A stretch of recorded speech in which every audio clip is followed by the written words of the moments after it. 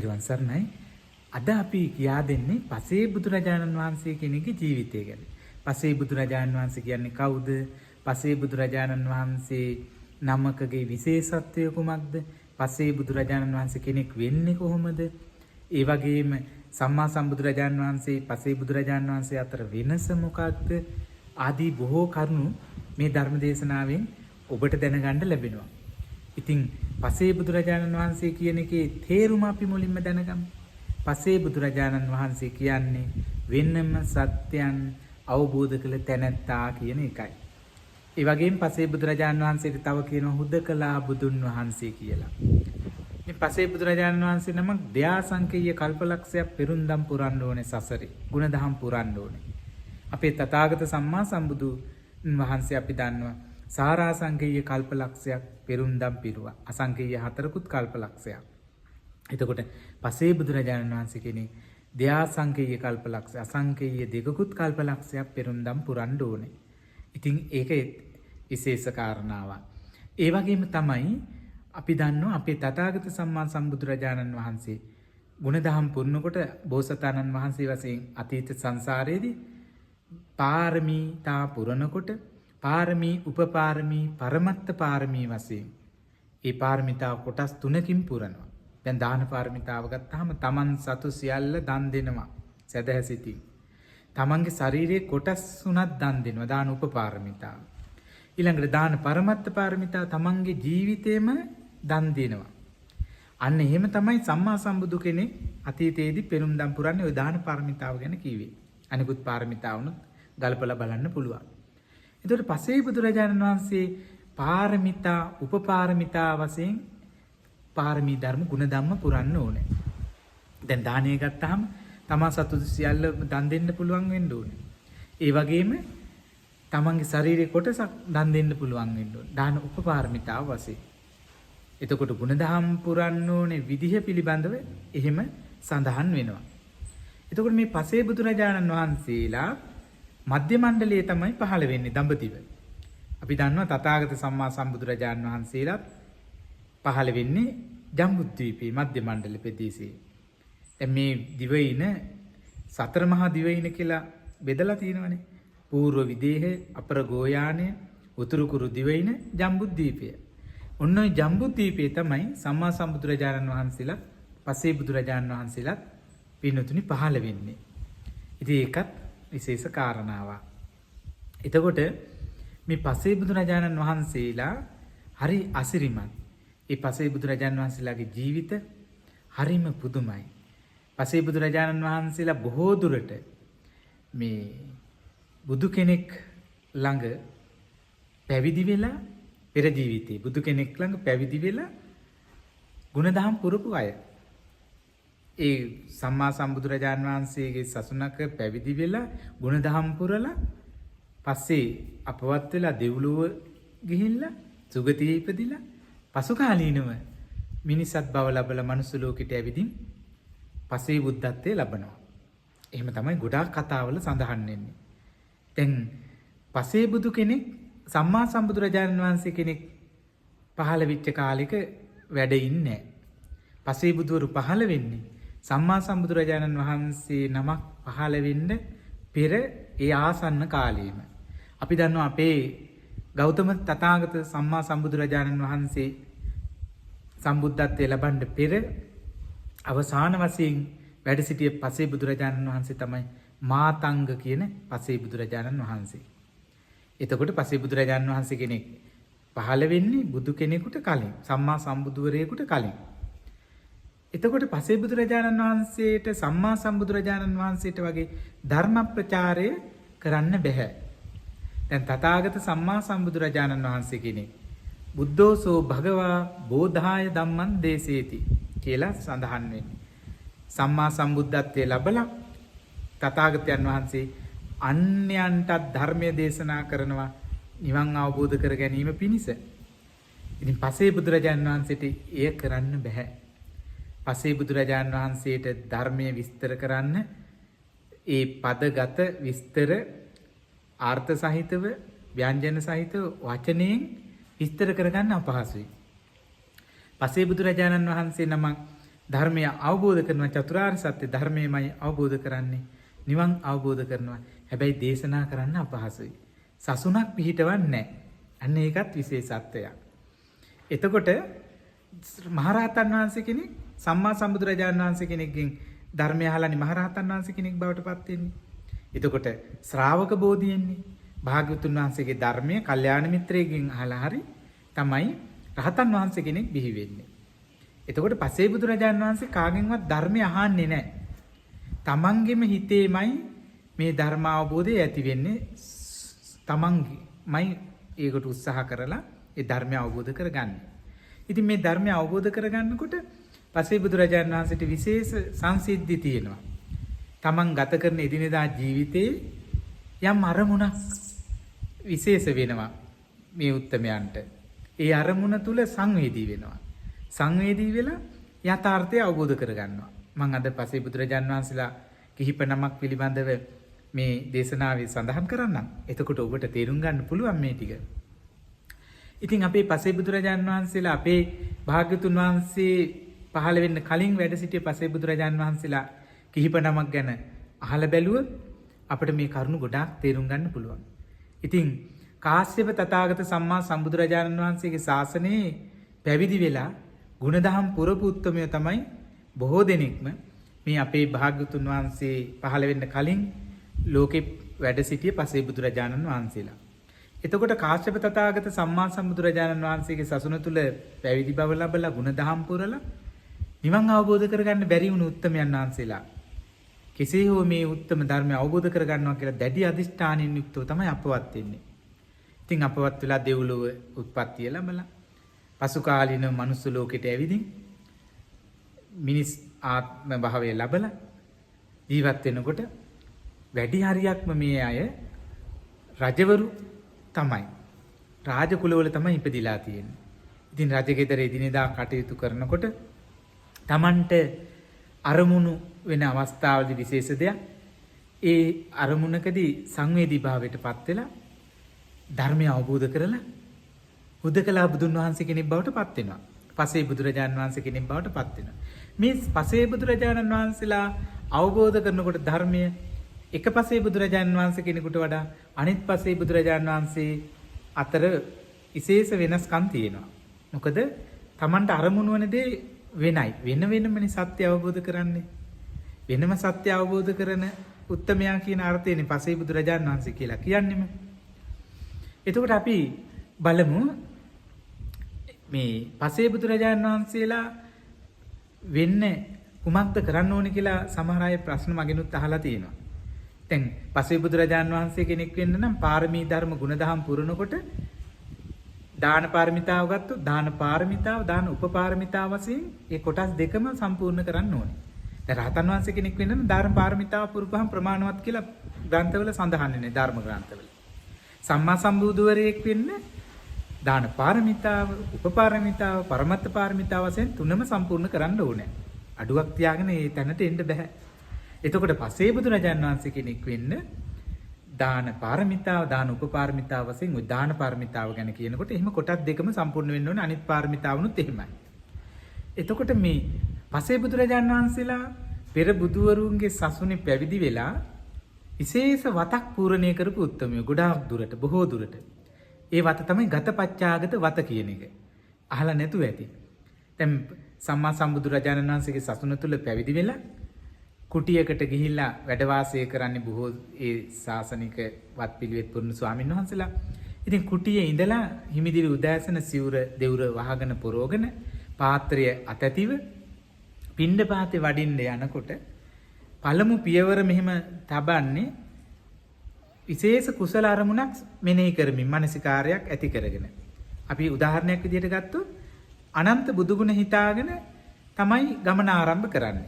එතකොට අනන්ත බුදුගුණ අපි හිතමු අරහම් බුදුගුණය ගැනමයි හිතන්නේ.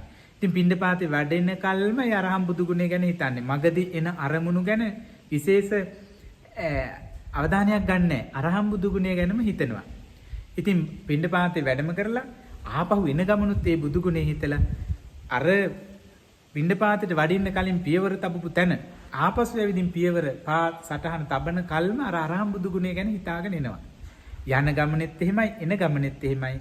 කුටියෙන් පිටත් වෙනකොට හිතපු බුදු ගුණය ගැන හිතේ තබාගෙන ඇවිදින් මෙනෙහි කරගෙන ඇවිදින් ආපස්සට කුටියට ඇතුල් වෙනකොට තමයි ඒක මානසිකාර්යය අතහරින්නේ.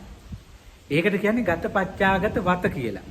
අන්න ඒක බොහෝ කාලයක් පුරලා තියෙනවා. ওই පස්සේ බුදුරජාණන් වහන්සේලා පෙර ජීවිතවල පැවිදි ජීවිතය ලැබලා ඉන්න කාලෙදී සම්මා සම්බුදුරජාණන් වහන්සේලාගේ සසුන තුල.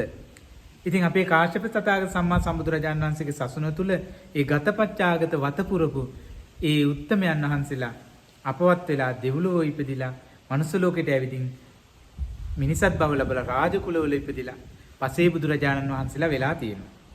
අපි දන්නවා තථාගත සම්මා සම්බුදුරජාණන් වහන්සේලා දෙනම එකට ලෝකේ පහළ වෙන්නේ නැහැ.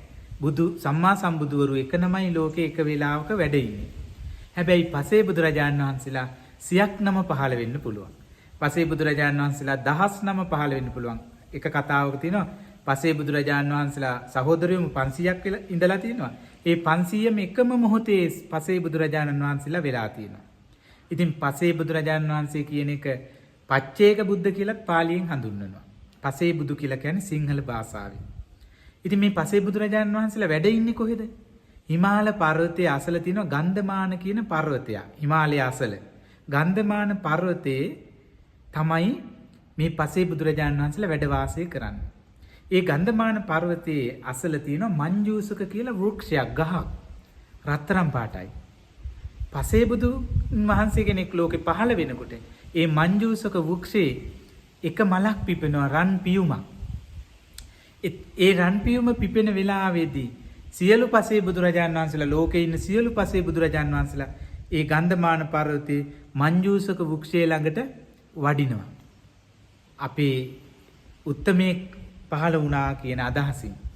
ඉතින් සම්මා පසේ බුදුරජාණන් වහන්සේ ඒ උත්තම පසේ බුදු පදවිය ලැබුවට පස්සේ ඒ ගන්ධමාන පර්වතයේ ළඟට තමන්ගේ උතුම් පසේ බුදුරජාණන් වහන්සේලා වැඩ සිටින තැනට වැඩම කරනවා. අන්න ඒකත් විශේෂ සිද්ධියක්. එතකොට අපි බලමු පසේ බුදුරජාණන් වහන්සේලා කිහිප නමක් පිළිබඳව අහලා. එක කතාවක් අපි මෙහෙම කිව්වොත් රාජකුමාරයෙක් ඉන්නවා. මේ රාජකුමාරයා ඊ타ත්ම තරුණ වයසටපත් වුණා. ඉතින් මේ රාජකුමාරයාගේ තාත්තා තමයි රජකම් කරන්නේ. ඉතින් රාජකුමාරයාගේ තාත්තා මහරජුරු, දේවිය අම්මා, එතකොට රාජකුමාරයාගේ මෑණියන් වහන්සේ මහරජුරුවන්ගේ රාජ බිසව. මෙහෙම ඉන්න කාලේ රාජකුමාරයා මේ විවාහ වෙන්න ඒ තරම් කැමැත්තක් තිබුණේ නැහැ. ඉතින් රජතුමාටත් මහා දේවියටත් ප්‍රශ්නයක් මේක. මේ රාජකුමාරයා කොහොම හරි විවාහ කරලා දෙන්න ඕනේ කියලා. මොකද මේ රාජකුමාරයා වැඩි කාලයක් ඉඳලා තියෙන දෙව්ලොව. ඉතින් මේ දෙව්ලොව බඹලොව ඉඳලා ඇවිදින් ස්ත්‍රීන්ට ප්‍රියමනාප නැහැ. රජගෙදර උපන්නට. පස්සේ කාලේ කොහොම හරි විවාහ කරලා දෙන්න ඕනේ කියලා ඇමතිවරුන්ට කියලා උපක්‍රම යෙදෙව්වා. ඉතින් රාජකුමාරයාට ස්ත්‍රීන්ගේ කටහඬ සින්දු වලින් අහන්න සලස්වලා කොහොම හරි මේක කරන්න බැලුවා. හැබැයි කිසිසේත් මේ රාජකුමාරයා අවුරුදු දැන් 16 වයසටපත් වුණා. හැබැයි කැමති නැහැ. ඉතින් මේ රාජකුමාරයා කල්පනා කරන එක වෙලාවක මට මේක මහා වදයක්. මොකක් හරි උපක්‍රමයක් යොදන්න ඕනේ මේකෙන් බේරෙන්න. අම්මයි තාත්තයි සතුටු කරන්නත් ඕනේ. මහරජුරුයි රාජදේවිය මෑණියනුයි සතුටු කරන්නත් ඕනේ කියලා රාජකුමාරයා කල්පනා කරනවා මෙයාලට හොයන්න බැරි වෙන විදිහේ රූපයක් ලස්සනක් ඇති විදිහට රත්තරන් පිළිමයක් මං හදනවා කාන්තාවකදී. ඒ රූපයක් හදනවා. මේ රත්තරන් වලින් හදන මේ රූපය සමාන රූපයක් තියෙන කාන්තාවක් වුණොත් විතරක් මං ඒ සරණ පාවා ගන්නවා කියලා රාජකුමාරයා තමන්ගේ මෑණියන්ටත් පියාණන්ටත් කිව්වා. ඉතින් රාජකුමාරයා එහෙම කරා. රත්තරන්ින් රූපයක් හැදුවා. මේ රන් රුව ඇමතිවරුන්ට රජතුමා කිව්වා රටින් රට නගරින් නගරේ අරගෙන ගිහිල්ලා ලස්සන කුමාරිකාවක් ඉන්නවද කියලා හොයාගෙන එන්න කියලා. ඉතින් මේ රන් රුව අරගෙන යනකොට එක දවසක් මදුරට සාගල නුවරට මේ රාජපිරිස රන් රුව අරගෙන ගියා. කරත් එක තියාගෙන ඒ කාලේ හැටියට. ඉතින් රන්රුව ඔන්න දැන් නාන තොටුපළක් ළඟ තැන්පත් කළා. එදා මදුරට ඒ සාගර නුවර රජුරුවන්ගේ සේවිකාවෝ තොටුපළේ නානවා දාසියෝ. ඉතින් මේ රන්රුව දැකලා මේ සේවිකාව කියනවා අපේ කුමාරිකාව කොච්චර ලස්සනද, අපේ කුමාරිකාව ළඟ මේ රූපය තිබ්බහම මේ රූපය කොච්චර අවලස්සනද, ඇත්තට බලන්නකෝ අපේ කුමාරිකාව කොච්චර ලස්සනද කියලා තමන්ගේ රාජමාලිගාවේ ඉන්න කුමාරියගේ ලස්සන මේ සේවිකාව කතා කරනවා. මේක ඇහුණා අර රන්රුව ගෙනිච්ච රාජ පිරිසට.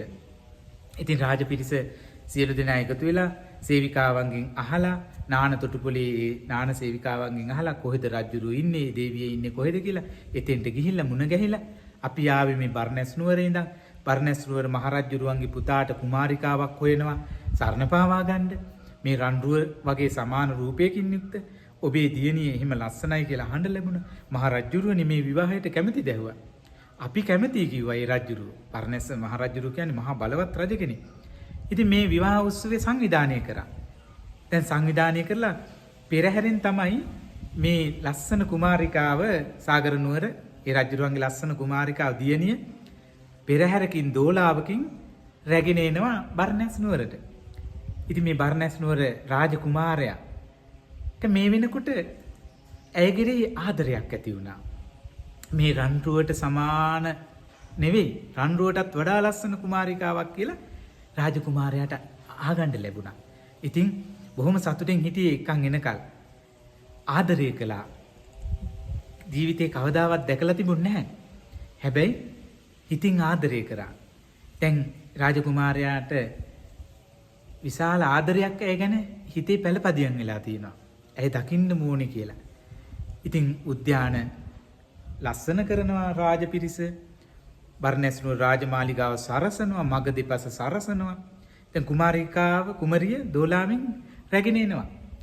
ඉතින් රජගෙදරට ගෙනෙන්න කලින් රජගෙදර මිදුලේ උද්‍යානයේ මේ මණ්ඩපයක් හදලා තිබුණ බර්ණැස් රජුරු පණිවිඩයක් එව්වා ඇමතිවරුන්ට රාජවාසලට ගෙනෙන්න කලින් එකන් එන්න කලින් අර මණ්ඩපේ වඩා හිඳවන්න කියලා. ඉතින් මණ්ඩපේ වඩා හිඳුවා. වඩා හිඳවන්න කලින් දෝලාවේ තිර ඇරලා බලනකොට මේ ලස්සන රාජකුමාරිකාව මැලවිලා ගිහිල්ලා මරණයටපත් වෙලා රෝගයක් ඇදිලා. ඉතින් මේ කතාව කොහොමද මේ රාජකුමාරයාට කියන්නේ කියලා පසුතැවීමෙන් තමයි ඇමතිවරු කාලය ගත කරේ. තිගැස්සුණා, පුදුමයටපත් වුණා. ඇයි මේ රාජකුමාර විවාහයකට කැමති වෙලා හිටපු කෙනෙක් නෙවෙයි. මහරජුරුවෝ දේවින් වහන්සේත් අපිත් තමයි රාජකුමාරයා විවාහයකට පෙළඹෙව්වේ. රාජකුමාරයා ඇයට ආදරය කරා දුර හිඳගෙන. එතකොට ඇය ගෙනිනකල් මහා උනන්දුවෙන් බලාපොරොත්තුවෙන් රාජකුමාරයා පසු වෙන්නේ. ඉතින් මහා දුකකටපත් වෙයි. අපි කොහොමද මේ පණිවිඩේ අහෝ රාජකුමාරයාට කියන්නේ කියලා ඇමතිවරු කල්පනා කරනවා. කෙසේ හෝ කියන්න ඕනේනේ. ඇමතිවරු රාජකුමාරයාට ලං වෙලා කිව්වා. අනේ රාජකුමාරයාණනි, අපිට සමාවෙන්න. ඔබ වහන්සේ ඔබතුමා බලාපොරොත්තු වෙන මේ රාජකුමාරයේ මරණයටපත් වෙලා ලෙඩක් ඇදිලා.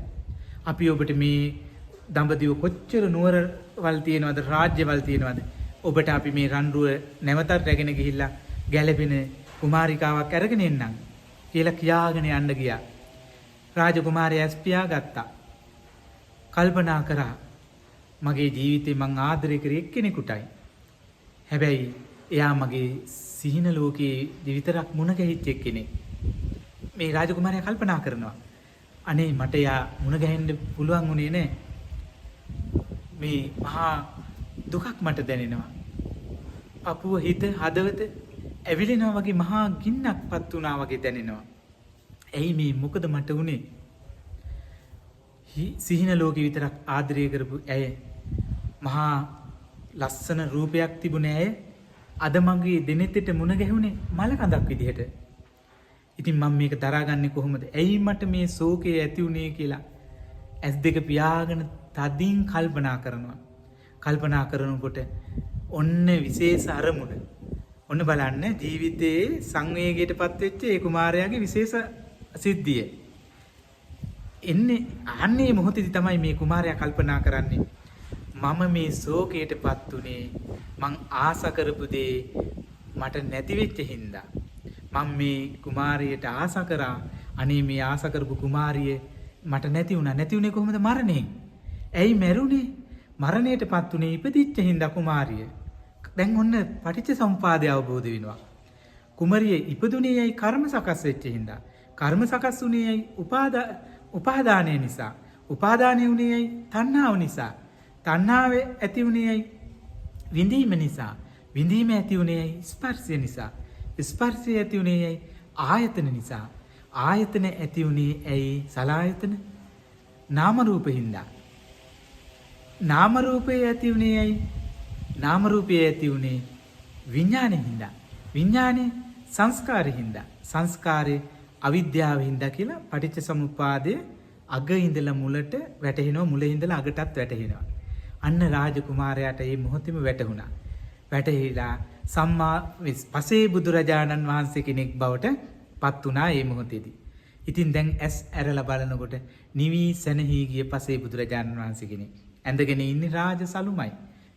සිරසේ කොණ්ඩේ වැවිලා තියෙනවා. අර කුමාරයාමයි.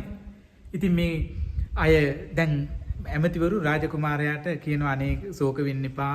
අපි තව කුමාරිකාවක් ගෙන එන්නම් කියලා කියනකොට රාජකුමාරයා කියනවා නෑ උපන්න හැම කෙනාටම උරුම ධර්මතාවය මේක. තව ආයෙ එක්කන් ආවත් ඒ අපි හැම කෙනාටමත් උරුම මේකමයි. මගේ හිත සංසිඳී ගියා. මට මහා සාන්ත සුවයක් දැනෙනවා. මේ ඇමතිවරු පුදුමෙන් පුදුමයටපත් වුණා. පුදුමෙන් පුදුමයටපත් වෙලා රාජකුමාරයාට කියනවා රාජකුමාරයනි ඔබ කතා කරන්නේ හරියට පසේබුදු කෙනෙක් වගේ. අපි අහලා තියෙනවා පසේබුදු මුනිවරයන් වහන්සේලා කතා කරන්නේ ওই විදිහට. හැබැයි ඔබේ පසේබුදුවරු මුනිවරයන්ගේ අතර වෙනසක් තියෙනවා. පසේබුදු රජාණන් වහන්සේලා සිරසේ කෙස් වවලා නැහැ. ඒ වගේම ශ්‍රමණ ජීවරයක් දරාගෙන ඉන්නේ අතේ පාත්‍රයක් තියෙනවා. හැබැයි ඔබ රාජකුමාරයෙක් විලාසයෙන් ඉන්නේ. හැබැයිද මගේ සිරස කොහොමද කියලා රාජකුමාරයා දකුණු අතින් සිරස අත ගන්නකොටම කෙස් අතුරුදහන් වුණා. ශරීරයේ රාජවස්ත්‍ර ස්පර්ශ කරනකොටම රාජවස්ත්‍ර අතුරුදහන් වෙලා සිවුරක් පොරවගත්ත මුනිවරයෙක් බවට පත් වුණා. අන්න පසේ බුදුරජාන් වහන්සේ කෙනෙක් වුණා. දැන් දැක්ක නේද ඔබ පසේ බුදුරජාන් වහන්සේ වෙන හැටි? අර පෙර සංසාරේ පුරපු පාරමී ධර්මයන් මෙතෙන්ට සම්බන්ධ වෙනවා. ඒ වගේම ජීවිතේ අරමුණක් විශේෂ අරමුණක් මුණ ගැහෙනවා. ඒ අවස්ථාවේදී සංවේගයටපත් වෙනවා. සංවේගයටපත් වෙලා ධර්මාවබෝධය ලැබෙනවා. චතුරාර්ය සත්‍ය ධර්මයමයි ඒ අවබෝධ කළේ. ඔන්න ඒක පසේ බුදුරජාන් වහන්සේ කෙනෙක්. ඊළඟට මම තව පසේ බුදුරජාන් වහන්සේ කෙනෙක් ගැනත් කියන්නම්. මේ පසේ බුදුරජාන් වහන්සේ කෙනෙක් වෙච්ච උත්තමයෙක් ඒත් රජ ගෙදර හිටපු රාජකුමාරයෙක්. මේ රජුරෝ හැමදාම උද්‍යාන කෙලියට උයනේ ක්‍රීඩාවට යන්න හරි කැමති. මේ ග්‍රීස්ම කාලේ පායන කාලේ දවසක් රාජ පිරිසට කිව්වා උයන එක තැනක් ආසනයක් හදන්න මං කැමති පොකුණ අසල ක්‍රීඩා කරන්න උයන් සිරි නරඹන්න කියලා. ඉතින් පොකුණ අසලම තැනක් පිළියෙල කළා. කොබෝලීල ගසක් යට. ලස්සනට මල් පිපිච්ච ගසක් තමයි කොබෝලීල ගස. නිල් පාට පත්‍ර තියෙන්නේ. ඉතින් මේ රජුරෝ එදා තමන්ගේ දේවින් වහන්සේලාත් එක්ක පොකුණේ නාලා දෝවණය කරලා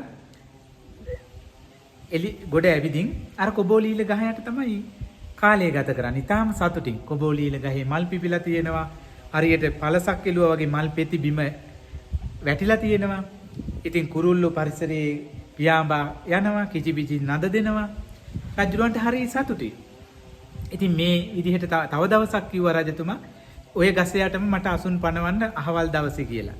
ඔන්න රාජ පිරිස බැලුවා එදා ග්‍රීස්ම කාලේ අවසාන මොහොතේ ගසේ එක පත්‍රයක්වත් නැහැ, මලක්වත් නැහැ. ගහ හරියට මැරිච්ච ගහක් වගේ අතු ටික විතරයි. ඉතින් රාජ අන නිසා කොහොම හරි පනවන්නත් ඕනේ කියලා පැනෙවුවා අසුන්. රජුරු එදා නාන්නාවිල්ලා නාලා ගොඩ වෙලා ඒ ආසනයේම වාඩි වුණා. කොබෝලීල ගස යට. කොබෝලීල ගස දිහා බලාගෙන හිටියා. එදා ලස්සනට තිබුණු ගස. ලස්සන මල් පිපිලා තිබුණා. නිල් පාට පත්‍ර තිබුණා. මල් පෙති බිම විසිරලා තිබුණා. කුරුල්ලෝ හැමතැනම පියාඹලා ගියා. අද කිසි දෙයක් නැහැ. හටගත්ත හැම දෙයක්ම මේ විදිහට නැසිලා යනවා නේද? ජීවිතයේ තියෙන්නේ අන්න එහෙම નિසරු බවක්. මේ ශරීරයත් එහෙමයි. හට අරගෙන පුංචි කාලයක් වෙනස් වෙමින් පැවතිලා නැති වෙලා යනවා කියලා ක්ෂණයකින් කල්පනා කරලා ආදීනව කල්පනා කරනකොට කලකිරීම ඇති වුණා. කලකිරීමෙන් විරාගය ඇති වුණා. විරාගයෙන් නිදහස් වුණා. නිදහස් වෙලා පසේ බුදුරජාණන් වහන්සේ කෙනෙක් බවට පත් වුණා. මෙහෙම එක ඉරියව්වකින් ඉඳලා හැරෙනකොටම මේ අවබෝධයට පත් වුණා. බලන්න චතුරාර්ය සත්‍ය ධර්මයේ විදියටයි අවබෝධ කරේ. සේවක පිරිස ඇවිදින් කියනවා ඇමතිවරු රජතුමනි දැන් අපි යමු වෙලාව හරි කියලා. නෑ මං රජ කෙනෙක් නෙවෙයි දැන්. සාන්ත නිවී සැනසුණු සිතක් මට දැන් තියෙන්නේ. මං කැමති හුදකලාවේ කාලය ගත කරන්න. ඒ පිරිසත් කිව්වා අර විදිහටම රජතුමනි ඔබ කියන්නේ හරියට පසේ බුදුරජාණන් වහන්සේලා කියන දේවල්නේ. ඔබතුමා රජෙක් නේ. එහෙමද? රජතුමේ මේ පසේ බුදුරජාණන් වහන්සේ කෙනෙකුට තියෙන්න ඕනේ දේවල් ඔබතුමා ගාව නෑනේ. හිසේ කොණ්ඩේ වැවිලා තින අර විදිහටම කිව්වා. ඉතින් මේ පසේ බුදුරජාණන් වහන්සේ දකුණු අතින් සිරස අල්ලනකොටම කේශ කලාපය අතුරුදහන් වුණා, සිවුරු පෙර වුණා, පසේ බුදුරජාණන් වහන්සේ කෙනෙක් වුණා. ගන්ධමාන පර්වතයට වැඩම කළා. ආරාය ශෝකයෙන් වන්දනා කරලා බලාගෙන හිටියා. දැක නේද පසේ බුදුරජාණන් වහන්සේගේ ජීවිතයේ ස්වභාවය. ඊළඟට තවත් පසේ බුදුරජාණන් වහන්සේ කෙනෙක් ගැන මම කියන්නම්. ඒත් බර්ණැසම හිටපු රජ කෙනෙක්.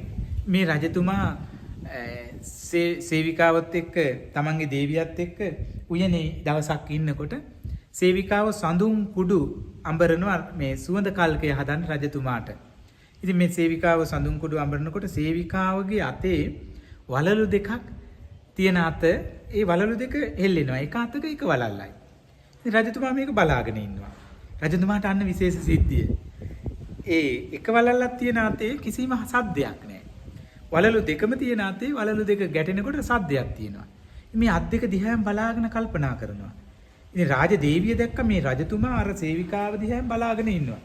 රාජදේවියට ඊර්ෂියාවක් ඇති වුණා. මාව අතහැරලා මේ සේවිකාව සරණ පාවා ගත්තොත් අනේ මගේ යහෝ රජසැප කියලා කල්පනාවක් ආවා.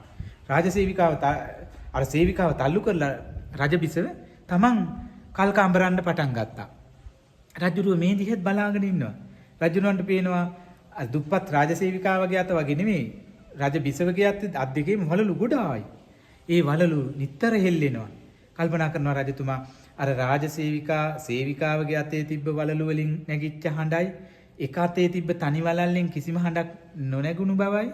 ඒ වගේ මේ රජ බිසවගේ අතේ තියෙන වලලු වලින් නැගෙන හඬ මහා ගෝර නාඩුවක් විදියට දැනෙන බව රජතුමාට පසක් වුණා.